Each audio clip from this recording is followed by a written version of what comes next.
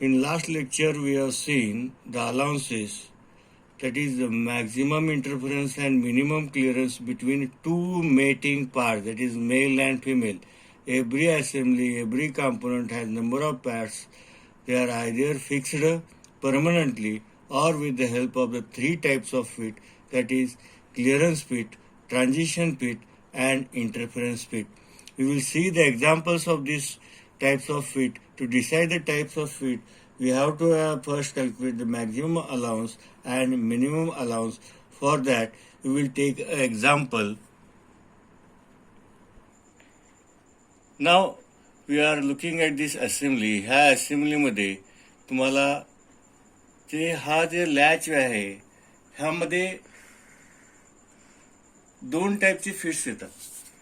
आता हा जो स्लाइड व्हायला लागलेला आहे, हा स्लाइड कशामध्ये होतो? ह्या दोन होल्समध्ये होतो. हे दोन हिंजेस आहेत, ह्या हिंजेसमध्ये हा स्लाइड होतो. हा फिमेल पार्ट आहे आणि हा मेल पार्ट आहे. हा शाफ्ट आहे, हा फिमेल, हा होल टाईप आहे आणि हा शाफ्ट टाईप आहे. ह्या डायमीटरमध्ये क्लिअरन्स जर असेल, दॅट इज कुठल्या टाईपचं फिट आहे, ह्या दोन्हीमध्ये दोन पार्टमध्ये क्लिअरन्स टाईप ऑफ फिट आहे, त्यामुळेच तो काय होतो? स्लाइड होतो. सेकंड पार्ट, आता हा जो पार्ट लॅच ह्या रॉडमध्ये हा परमनंट फिक्स आहे, पण तो कसा फिट आहे? प्रेस फिट आहे. म्हणजे ह्यामध्ये कुठल्या टाईपचं फिट आहे? इंटरफरन्स फिट आहे. हा इझिली विथ मॅन फोर्स हा स्लाइड होतो, ह्या होल्समध्ये स्लाइड होतो. पण हा जर मी पुश केला किंवा हा जर मी हलवण्याचा प्रयत्न केला तर हा हलत नाही. पण हा जो फिट आहे हा इंटरफरन्स फिट आहे. मग हा इंटरफरन्स फिट, क्लिअरन्स फिट हा फंक्शनल आहे, पर्पजली आपण करतो.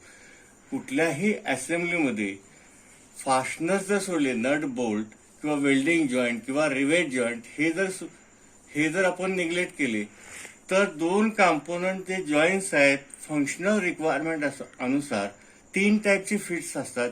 हा क्लिअरन्स फिट आहे, हा इंटरफरन्स फिट आहे. ह्याला हॅमरनी किंवा हे प्रेस करून एका ठिकाणी फिक्स केलेलं आहे, त्यानंतर तो मूव्ह होत नाही. नंतर ट्रान्झिशन फिट आहे. ट्रान्झिशन फिट हा जो एक्झाम्पल आहे, हा कॅप आहे. तो कॅप जर तुम्ही ओपन केलात आणि त्याला उलटा असं हे केलं तर तो कॅप खाली पडत नाही. That is a transition fit. Now, what is the meaning of 25H7? Capital letter H, upper case म्हणजे capital letter H7, small letter G8. What is the type of fit? 25 हा बेसिक साईज आहे, hole आणि शाफ्टचा basic size. त्यावरती दिलेली deviation. H7 हा tolerance grade for hole, upper case म्हणजे capital letter for hole आहे. G8 tolerance grade for shaft, small letter lower case है. Type of fit is clearance fit. Okay, now we will see the example. The shaft has a size diameter phi 27.470 mm and phi 27.445 mm and hole size 27.500 mm and 27.523 mm. Okay, आता maximum allowance and minimum allowance हे दोन values जर आपल्याला मिळाल तर आपण ठरवू शकतो की कुठल्या टाईपचं फिट आपल्याला रिक्वायर्ड आहे. आपण तयार करू शकतो कुठल्या टाईपचं फिट आहे, आपल्याला किती डेव्हिएशन्स, किती टॉलरन्स ग्रेड घ्यावा लागतो. नाव याचा फॉर्म्युला काय? Maximum allowance. Maximum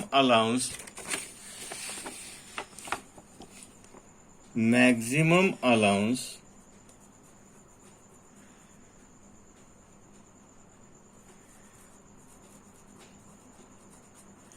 is equal to upper limit of hole minus lower limit of shaft. बघा ह्या साईडला होल आहे, मायनस साइन आहे आणि ह्या साईडला शाफ्ट आहे. Upper limit of hole minus lower limit of shaft. Minimum allowance काय आहे?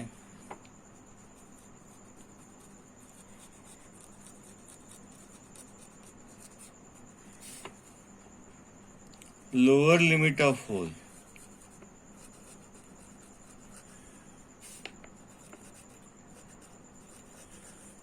Minus upper limit of shaft. आता हे कसं लक्षात ठेवायचं, ह्या साईडला होल आहे, फर्स्ट होल आहे मायनस शाफ्ट आहे, इथं अप्पर आहे लोअर आहे, इथं जर अप्पर असेल तर इथं काय येणार लोअर लिमिट ऑफ होल, इथं लोअर लिमिट ऑफ शाफ्ट आहे, इथं म्हणजे अप्पर लिमिट ऑफ शाफ्ट. आता ह्या व्हॅल्यूज आपण पुटअप करतो. Upper limit of shaft maximum limit कुठलं आहे 470. मिनिमम लिमिट शाफ्टची लिमिट काय आहे, मिनिमम लिमिट काय आहे 27.445. होलची मॅक्झिमम साईज किती आहे 27.523. मिनिमम किती आहे 27.500. आता ह्या व्हॅल्यूज मी इथं पुटअप करणार आहे. आता अप्पर लिमिट ऑफ होल किती आहे, अप्पर लिमिट ऑफ होल 27.523. आता lower limit of shaft, lower value शाफ्टचे किती आहे 27.445 विच इज इक्वल टू, त्याचा आन्सर काय +0.78. हे प्लसला फार महत्व आहे, ते प्लस साईनला फार महत्व आहे.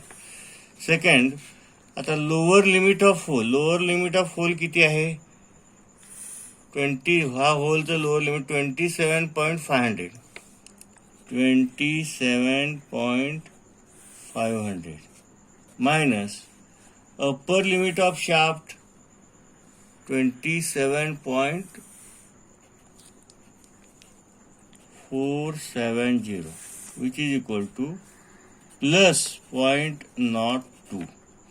ज्यावेळेस मॅक्झिमम अलाउन्स आणि मिनिमम अलाउन्स, हा मॅक्झिमम अलाउन्स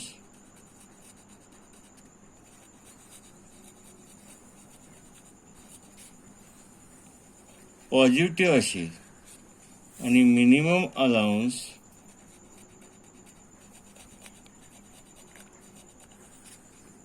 पॉझिटिव्ह असेल तर type of fit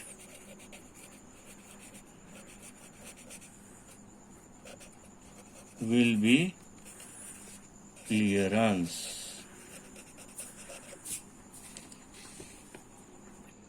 Now let us see the other example. The shaft has a size phi 30 raised to -0.02 and -0.04 and hole size phi 30 raised to +0.02 -0.04. Determine the type of fit between them. First step काय, शाफ्टची size लिहिलेली. First step काय, शाफ्टची size लिहिलेली.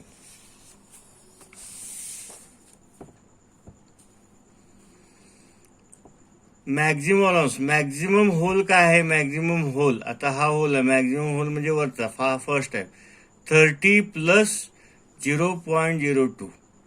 Okay, minus into bracket minimum shaft कुठला आहे, हा minimum shaft आहे 30, जे काय साईन आहे तेच घ्या, 30 - 0.04, 30 - 29.96 विच इज इक्वल टू +0.06. आता मिनिमम अलाउन्सचा फॉर्म्युला काय, लोअर लिमिट ऑफ होल म्हणजे मिनिमम होल आणि मॅक्झिमम लिमिट ऑफ शाफ्ट. आता 30 होलचं किती आहे, हा होल आहे 30, लोअर लिमिट 30 - 0.04 मायनस हा साईन इथे, मॅक्झिमम शाफ्टचं काय, मॅक्झिमम शाफ्टचा हा 30 - 0.02 आहे. त्याचा आन्सर आपण सबट्रॅक्शन जर केलं 29.96 minus 29.98 which is equal to -0.02. हा मायनस मध्ये व्हॅल्यू आले, दॅट इज अ निगेटिव्ह. ज्यावेळेस मॅक्झिमम अलाउन्स पॉझिटिव्ह असेल, मिनिमम अलाउन्स निगेटिव्ह असेल, त्यावेळेस ट्रान्झिशन टाईप फिट म्हणतो आपण. त्यावेळेस काय म्हणायचं आपण, ट्रान्झिशन टाईप ऑफ फिट.